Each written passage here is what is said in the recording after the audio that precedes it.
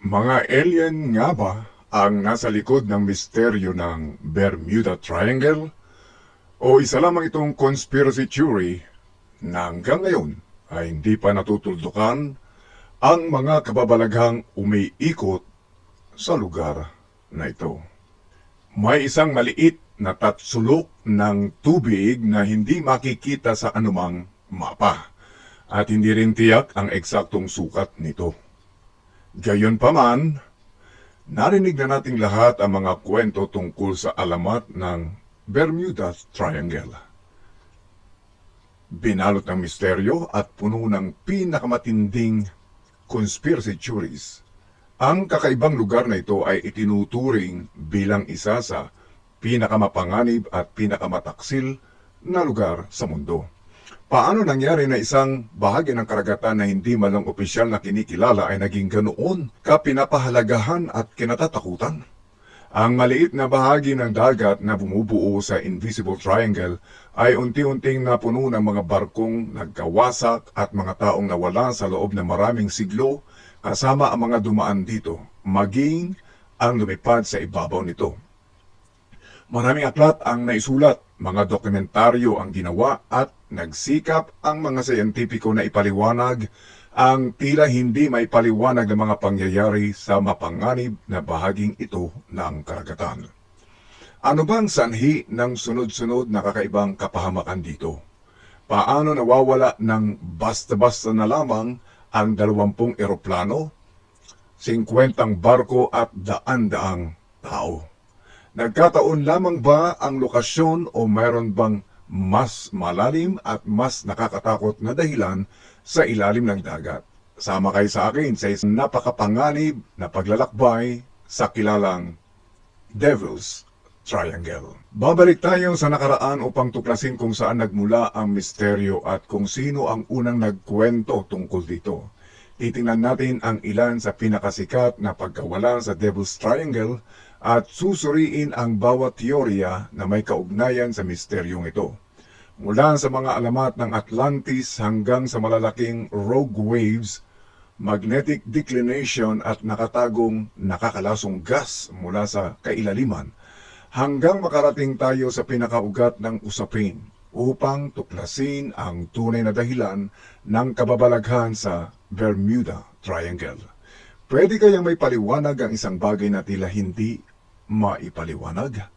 Bagamat parang simula yon ng isang murder mystery podcast, marami talagang siyensya at datos na dapat suriin dito. Gaya ng nabanggit ko, ang Bermuda Triangle ay hindi lumalabas sa anumang mapa at hindi opisyal na kinikilala ng Estados Unidos, kahit na malapit ito sa kanilang teritoryo. Kung ganon, nasaan nga ba ito? Ang Bermuda Triangle ay bahagi ng North Atlantic Ocean na napapalibutan ng timog silangang baybayin ng US, Bermuda at Puerto Rico. Nakakatuwang isipin na hindi rin nagkakasundo ang mga tao sa eksaktong hangganan ng Bermuda Triangle. Tinatayang ang kabuuang lawak nito ay nasa pagitan ng 500,000 hanggang 1.5 million square miles. Kaya may halos 1 million square miles na pwedeng pagkakamalan o mag-iba ang sukat. Tatsulok ang hugis nito pero pwedeng maging isosceles, scalene at maging parang rhombus depende sa kung saan iguguhit ang hangganan. Siguro hindi ganon kakatchy kung tatawagin itong Bermuda Dodecahedron. Ang mga tala mula sa kanyang logbook na naipon pagkatapos ng kanyang pagkamatay ay naisalin na rin. Ang unang palatandaan na may kakaiba ay noong Setyembre 1492. Ayon sa lag ni Columbus, may kung anong nakaka-apekto sa kanyang kompas. Sa araw na yon, pagsapit ng gabi, ang kompas ay tumuro sa hilagang kanluran at kinabukasan tumuro naman ito ng bagya sa hilagang silangan. Ilang araw matapos nito, iniulat niyang umakyat ang dagat sa napakataas na alon. At ang nakakabahala, nakakita siya ng isang liwanag sa dulo ng karagatan na inihalintulad niya sa sindi ng kandila. Napakaliit nitong imahe kaya't hindi niya masabi kung yun ay lupa. Isang maliit na parang kandila na umaangat at lumiliwanag. na sa ilang segundo ay parang palatandaan ng kalupaan. Isipin mong marinig ang mga kwentong yan. 500 years na ang nakalipas. Hindi pa nadidiscover ang Amerika noon at napakakaunti pa ng kaalaman ng tao tungkol sa mundo. Makikita mo kung bakit nagsimulang umusbong ang mga kwento, alamat at hiwaga ukol sa lugar na ito. Maya-maya, early 1600s, isang barkong galing England na tinatawag na si Venture ang naglayag upang bigyan ng supply ang naghihingalong kolonya sa Jamestown. Pagkalapit sa walang taong isla sa Bermuda, sinalubong sila ng isang matinding bagyo na sumira sa barko at nagtapon sa mga tripulante sa isla. Bagamat walang sobrang misteryoso sa insidenteng yon, habang nakakapit ang mga marinero sa nahati nilang barko, siguradong naaalala nila ang mga kakaibang pangyayaring naiulat na sa lugar na yon. Pinaniniwalaang ang shipwreck na yon ay ang nag-inspire kay Shakespeare na isulat ang The Tempest, kung saan binanggit niya ang Bermuda o Bermuth bilang isang sumpa o pinarurusahang lugar.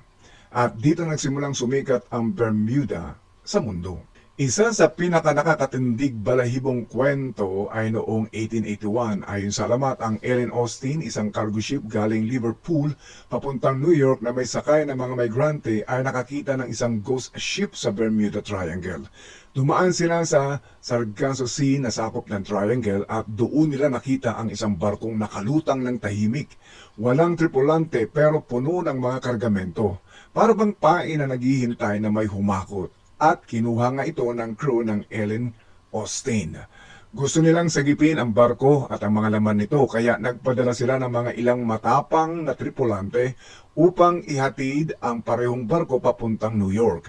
Habang naglalakbay sila sa Sargasso Sea, sinalanta sila ng napakalakas na bagyo. Ang malalakas na hangin at alon ay naghiwalay sa dalawang barko at nawala sa paningin ng Ellen Austin ang ghost ship na may bagong crew.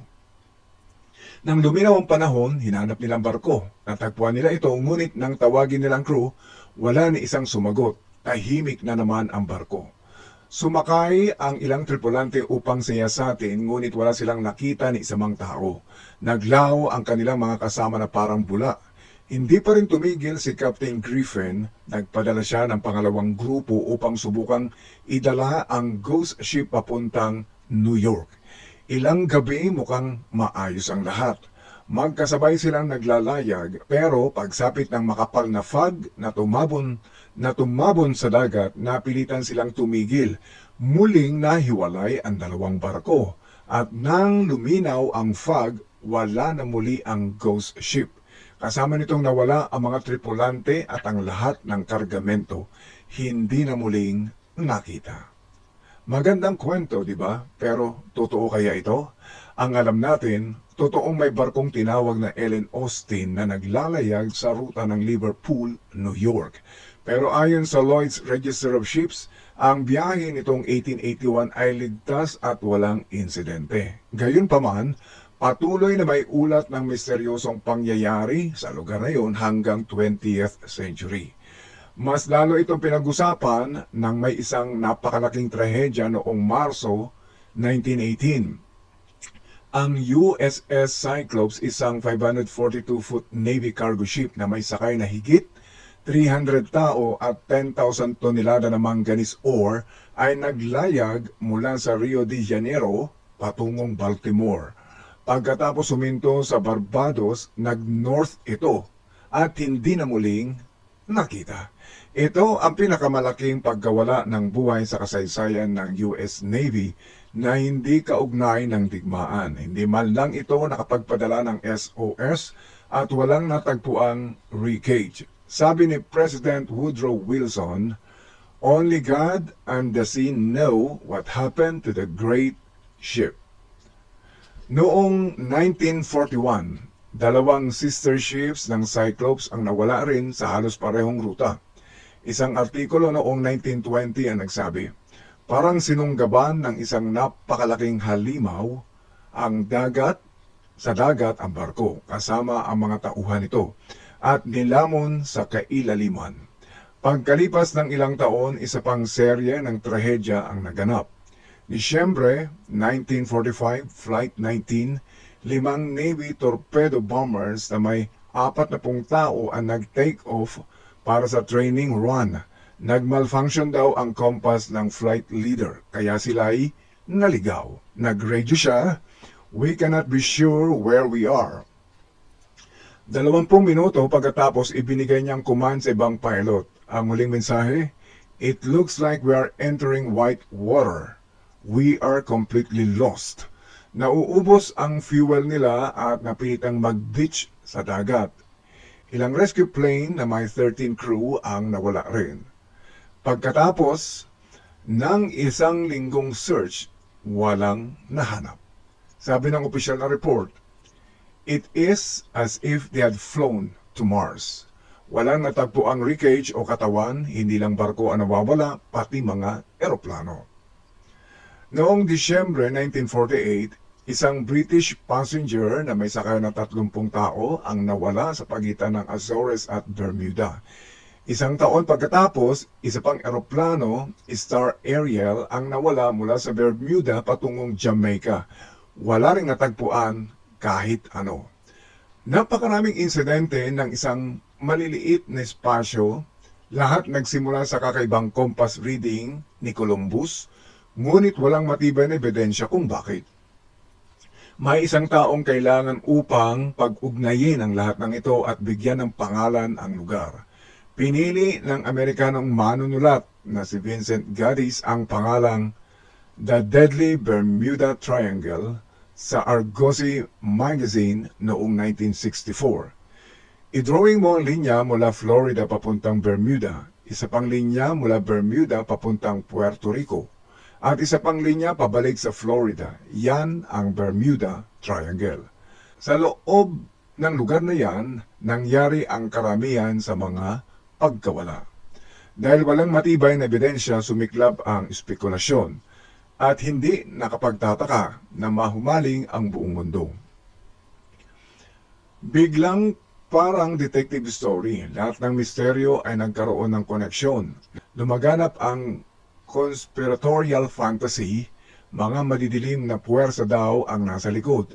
Nasa panahon pa yon ng Cold War, kaya mas madaling kumalat ang mga haka-haka.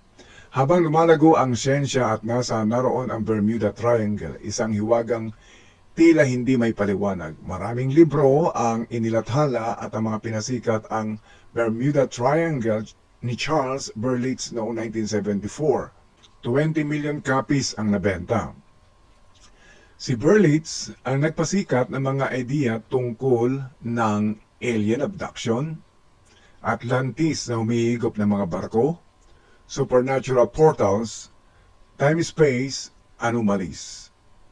At marahil, dahil dito kaya sa pelikulang Close Encounters of the Third Kind ni Spielberg, ipinakita ang Flight 19 na parang inagaw ng alien. Para kay Berlitz, mas wild, mas maganda, kahit maraming kritiko ang nagdududa sa kanyang methodology. Masarap sa pakiramdam ang idea na may misteryong hindi pa nalulutas sa modernong mundo. Parang palaisipan, hindi pa rin masagot kahit halos mapangalanan na ang bawat sulok ng planeta maliban sa munting tatsulok na ito. Pero sa katotohanan, may sagot na tayo ngayon kung ano talaga nangyari sa Bermuda Triangle.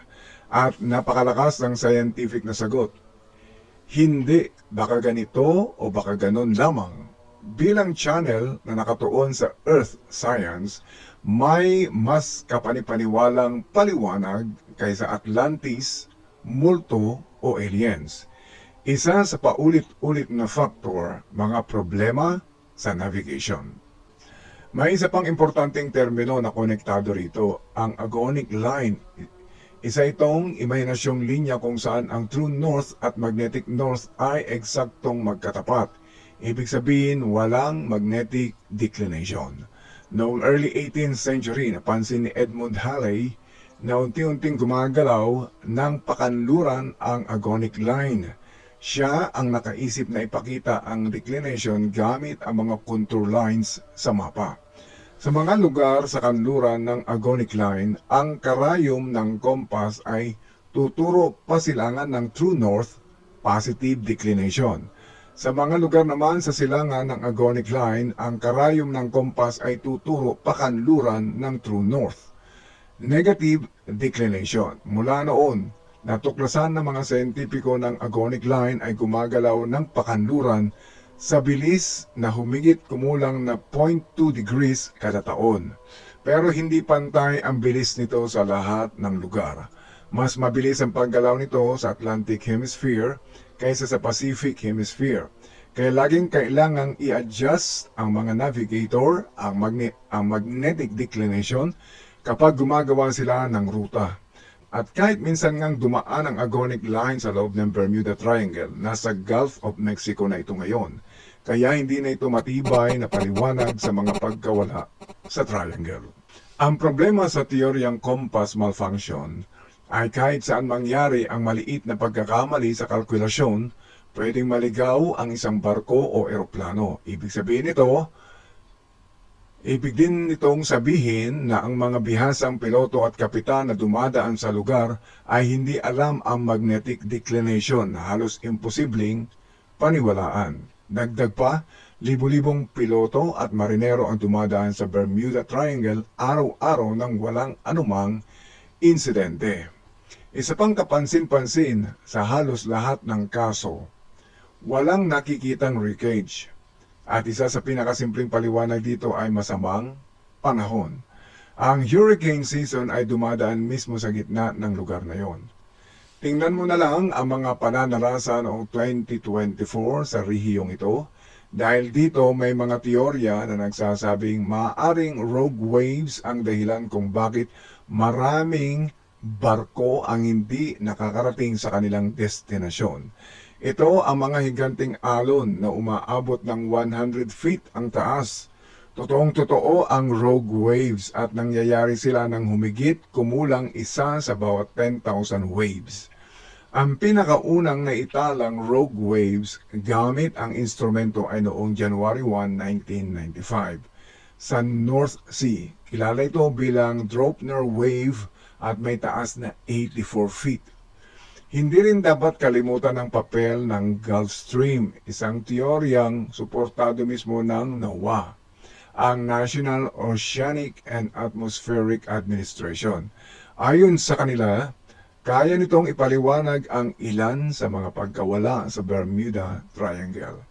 Ang Gulf Stream ay dumadaloy sa kanlurang bahagi ng triangle at napakabilis at sobrang magulo ang agos nito. Maaari itong magdulot ng matinding hamon sa pag-navigate, lalo na para sa mga digaanong bihasang mandaragat. May mga ulat na ang Gulf Stream ay umaabot ng higit 4 hanggang 5 knots per hour sa ilang bahagi. 300 beses na mas mabilis kaysa sa Amazon River. Sapat na ito para mailigaw ang isang barko ng daan-daang milya kung hindi maayos at na-adjust ang kanilang ruta. Mabilis din itong nabuburang anumang ebidensya ng sakuna. May isa pang bagong teoryang siyentipiko na patuloy na sumisikat at ito ay tungkol sa methane.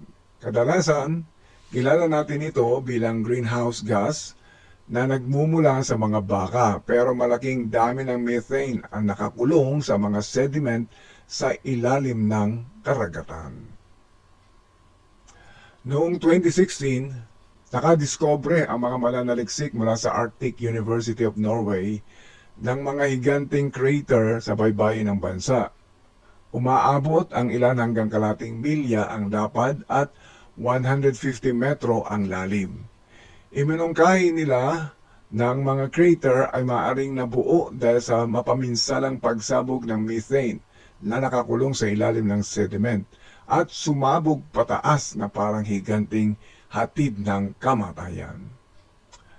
Bagamat malinaw sa kanilang pag-aaral na hindi nila ito iniuugnay sa Bermuda Triangle, may ilang akademiko kasama ng Russian scientist na si Igor Yeltsov na pilit na ikinonekta ito. Siyempre, maraming media outlets ang agad na sinunggaban ang teorya.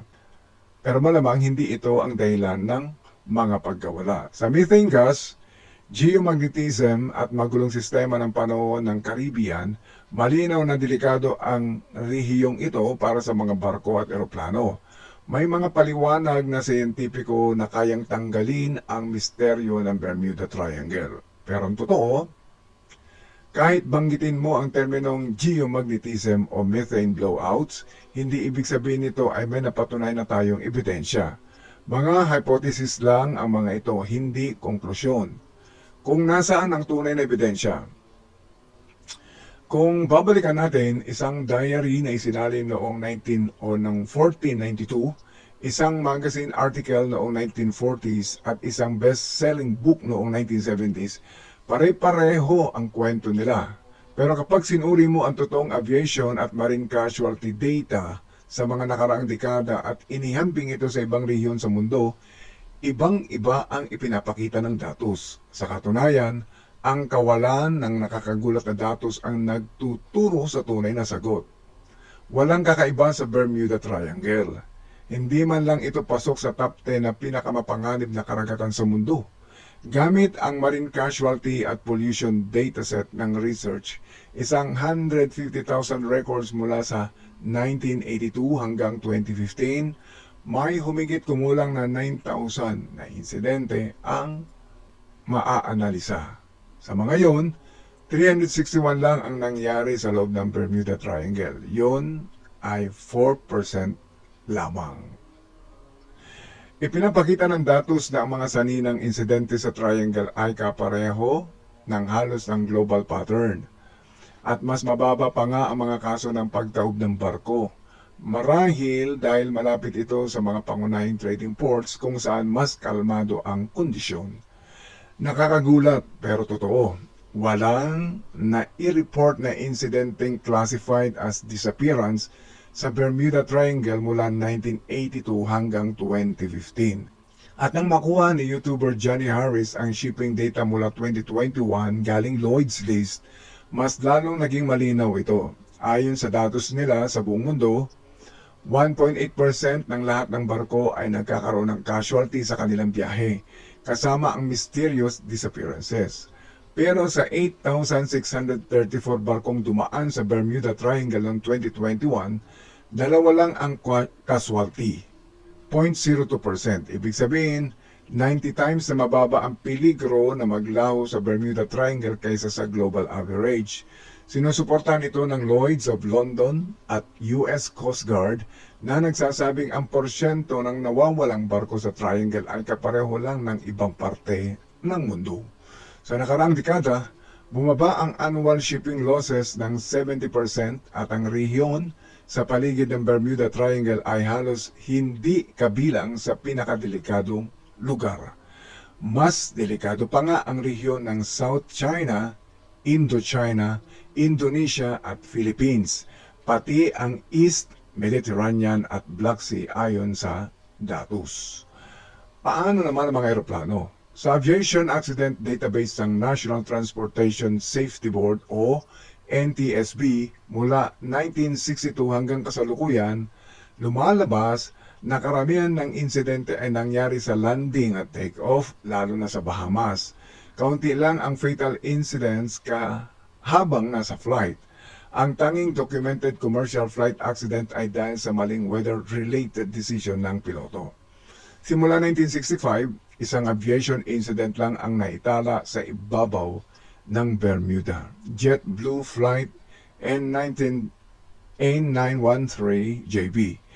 Nakaranas sa matinding turbulence, isang injured passenger sa kaso ng sikat na Flight 19, lumabas sa transcript na inakala ni Lieutenant Taylor na sira ang compass niya at nasa Florida Keys siya.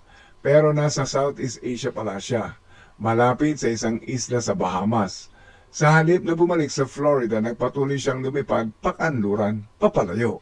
Sa madaling salita, naligaw siya. Ayon sa Australian scientist na si Carl Krishnetsky, nangyari na ito sa parehong piloto dati. Malaki ang posibilidad na ang trahedya ay bunga ng human error. Ang Bermuda ay nakakaranas ng isang damaging tropical cyclone kada 6 o 7 taon, kasama ang mas maliit na bagyo na mas madalas na tumatama. Ang Florida naman ay tinamaan ng humigit kumulang na 500 tropical subtropical cyclones sa kasaysayan. Mas marami kaysa sa anumang US state. Simula 1851, may 18 seasons lang na walang bagyong tumama. Ang Puerto Rico ay tinatamaan ng 4 to 5 hurricanes kada taon. Kahit sa 2025, kahit kaya na nating mag-track, mag-model at maghanda para sa bagyo, nakakapaminsala pa rin ang mga ito. Kaya isipin mo na lang noong mga panahon na wala pang teknolohiya. Kaya heto na. Medyo nakakabitin man, pero kung may magtanong sa iyo tungkol sa Bermuda Triangle, pwede mo silang sabihan, walang kakaiba sa Bermuda Triangle. Hindi ito mas delikado kaysa sa ibang parte ng mundo. Mas ligtas pa nga ito. Marami sa mga trahedya ay dahil lamang sa human error at sobrang sama ng panahon sa rehiyong iyon. Wala nang iba. Sorry aliens, pero mukhang wala kayong kinalaman dito. At kung tutuusin sa panahon ngayon, kailangan din natin minsan ng mga bagay na hindi naman special. Maraming salamat sa inyong panonood. Hanggang sa muli.